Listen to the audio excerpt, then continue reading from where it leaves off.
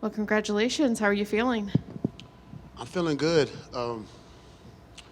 You know, it's I'm at this place in my life right now that it's like I feel like all I want to do is learn, and I feel like I'm in this constant state of learning. So I feel good, and I'm already thinking of my improvements.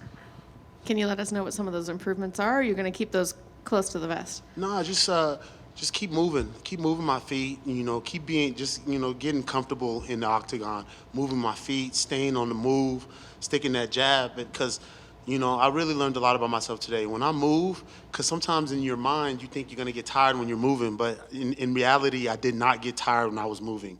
I felt like I got tired when I was still. So, so it's like I've learned to just keep moving. Keep moving, and just keep just sticking that jab, and just keep doing what I'm good at.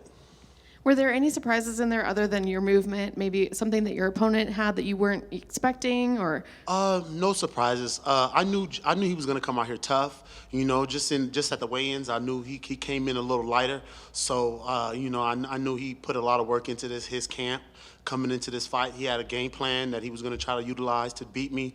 So, but I knew everything we do, just we're unstoppable when we just stick to our game plan.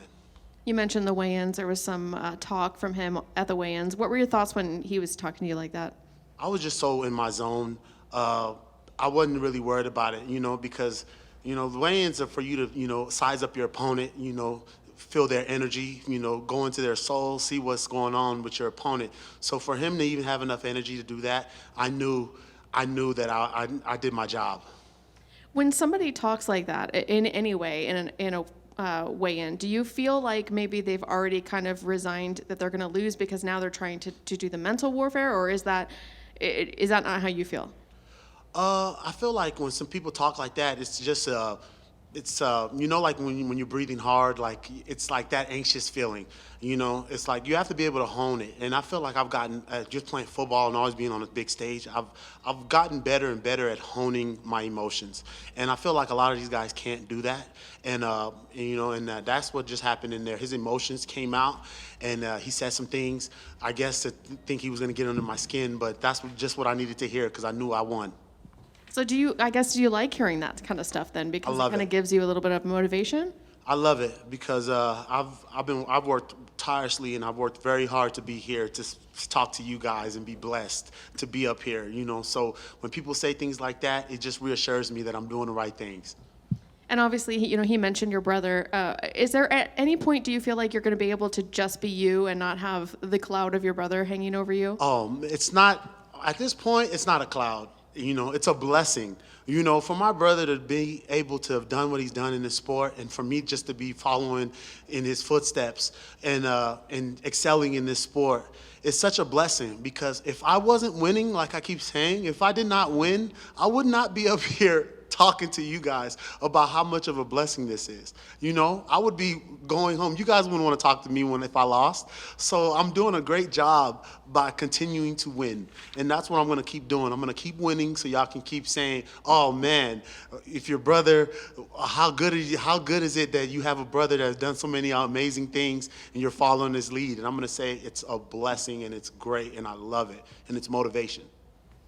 I'm not sure if you realize, but you're tied, I believe, for third place for most consecutive wins in the heavyweight division. Does that give you extra motivation, or is that extra pressure to kind of keep going and get to that number one spot? Pressure is done. Like Rashad says, I'm living in the moment of where I'm at right now. Pressure is inevitable, but there's no pressure. All I have to do is come out here and compete and do what I do best. What I've always done is compete against the best in the world, and I'm gonna keep doing good. And when do you want to get back in there, and do you have an opponent in mind? I'm get with my coaches, get with my manager Ali, and we'll figure out the best move for us. But I'm very blessed right now. I want to get back in there as soon as possible. Let the body heal up and get back to training and get back to work. I'm very excited. Think maybe by the end of the year, or are you thinking beginning of next year? By the end of the year, for sure. By the end of the year or beginning of next year, wherever they got planned for me, I'm just ready to go. Thank you. Thank you, guys. Over here. Obviously, anyone that's familiar with you knows your run on The Ultimate Fighter. I just wanted to ask, are there any takeaways that you learned from being in the house that helped you develop not only as a fighter but as a human being as well? The number one thing I can honestly say is just mental toughness. You know, being in the house just kind of teaches you how to just be mentally tough, because you spend a lot of time with you and your mind and your emotions. And that was the number one thing. You know, even the fight days, you know, when you're just in the house with everybody, with the guys you're going to fight, and you're sitting over there, you know, 30 minutes before the bus comes and takes you to the Apex, and I'm just sitting there on the couch just thinking like, oh my goodness, you know, like it's just the games that your mind plays. So you just learn how to just be mentally tough. And I feel like a mentally tough person is a very dangerous person to beat.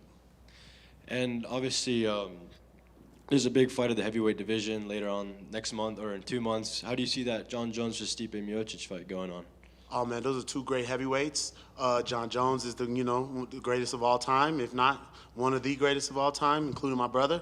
And I'm excited to see that fight, you know, because it's different. You know, Stipe is a different type of heavyweight. You know, he's not afraid to get in there. He can grapple. He can do everything. So I'm excited for that fight, and you know, that'll be a big test for John, I think, at heavyweight, to be able to see if he could you know, stand with a guy like that. And yeah, I'm excited for that fight, and I'll be tuning in. And I had another one regarding the Ultimate Fighter. I'm not sure if you got to catch this past season that just happened with McGregor and Chandler, and if so, did you watch it, and what were your thoughts?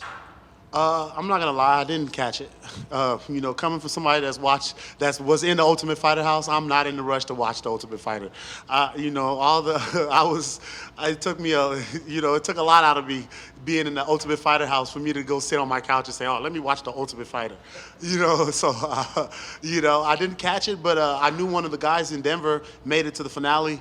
You know, and I was excited for him. You know, he made it to that finale, and you know, it is what it is, man. You know, it's the cards that you play. Fair enough. And last one from me, I saw that you said that you learned a lot about yourself in this fight, including your movement. Were there any other things you learned about yourself, not only in this fight, but maybe in this camp? Oh man, this was a tough one. This was a tough camp for me because I really invested into myself this camp, and I wanted to just be better all over the place. I wanted to be better on the ground. I wanted to be better standing up, and I put it on myself to get better. You know, because at the end of the day, it's all just you. You know, it's nobody else here. It's you. So you have to be able to look at yourself and know that you did everything necessary to get better. And I felt like that's what I did, and I'm very blessed and excited that I accomplished that, and on to the next. Awesome. Thank you and congratulations. Thank you. Just one quick one. I don't know if the fight felt close going into the third round, but it definitely looked like you came out with a new sense of energy and purpose in that third round. Did you feel like the fight possibly could have been 1-1 going in the third? And did you try to come out there trying to make sure that you won that round 3? Yeah, the first round was close. You know, I was getting my footing in there. You know, sticking my jab, getting my movement in there. But I felt like that was his best round. You know, he got some things off and landed some things. You know, you can clearly see it. And then I felt like I got my footing in the second round. And you know, I started landing that jab. I started moving. My movement was great. I could tell he was breathing hard. You know, because I kept that pace. You know, and I had a lot left in the tank too. So I'm learning. This is a new body that I have right now that I've created. You know, with my nutritionist and you know, My Fit Foods, and I feel good. I feel in shape. I could have went 2-3 more rounds. You know, so I'm learning this new body. I'm learning how to push this new body, and I'm very excited for the future because my pace is only going to go up. I'm going to be able to push more and do more. So I'm excited for the future. Yeah, I was going to say, just looking at the stats, total strikes, if these numbers are correct, it said you attempted 234 total strikes, 118 landed, 85 significant strikes, and you had good distribution, 58 went to the head, 27 to the body. You had more control time.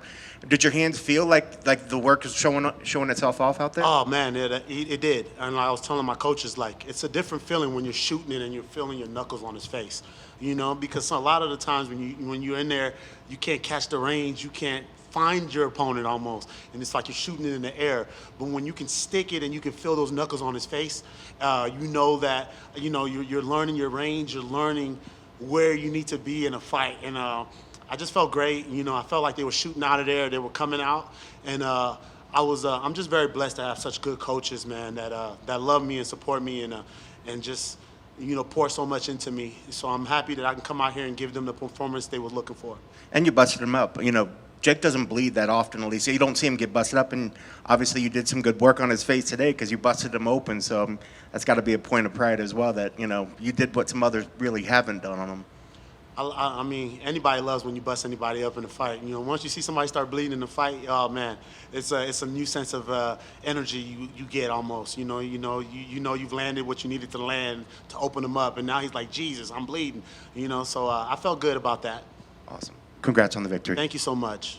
Congrats on the win, my man. Just to circle back to the topic of learning, what did you take away from this? I know you can't possibly train for it in the gym with the situation with the timeout and then having the ref talk, doctor come in, all that good stuff. How were you like, okay, let me go ahead and control my breathing. Let me not get cold because right now we're cooking and now I got to pause on this? Yes. The number one thing too, and I'm getting better at it, is being able to hear your coaches. You know, and not necessarily like looking at your coaches, but being able to hear them. You know, and I felt it. I felt like I could feel them. You know, bringing my heart rate down in this. You know, and just getting back center, getting back to neutral, where I could regain my energy and be able to, you know, compel myself to be able to continue fighting and get the job done and just refocus myself, recenter myself. And I felt like that's it. Just don't rush anything. Just take a deep breath, recenter yourself, and get ready to finish the fight. All right. And last for me, you had that slam in the third round. I was like, man, where was that? Was it any of the game plan to say, you know, we're going to go ahead and try to make it like a little fight on the ground, or you want to show off your hands tonight? That's why I wouldn't see much takedowns and slams. Tonight was, you see, everybody starts getting comfortable when you wrestle a couple guys, you know, and everybody thinking, oh man, he could just wrestle. That's when the last fight, oh, you got to strike with him. Okay, so now I showed, strike with me if you want to, and you know, and then I could put him down as well. So I'm just getting to a point now that I'm just still learning and mixing everything up and just getting to a point where when it all clicks, it's going to be something special, you know, and I'm very, very excited, and I'm on the right course. All right, man, congrats on that and the win tonight. Thank you. I just have one question. So you were saying that you're going to go back and talk to your team about what's next, but now that you're 3-0, are you hoping for a ranked opponent next, or are you just going to see what's offered? At the end of the day, like I said, I'm learning on the job. This is the best job in the world. I'm blessed to do this. Anybody I fight in the UFC is going to be tough. Anybody, you know, and that's the thing people have to understand. Ranked or unranked, there's nobody that's not tough in the UFC. Everybody's tough, you know. Nobody's waking up to say, let me go fight a UFC fighter, you know. So I'm just very blessed to be in this position that I am now, and I'll take on anybody. Thank you for your time. Thank you.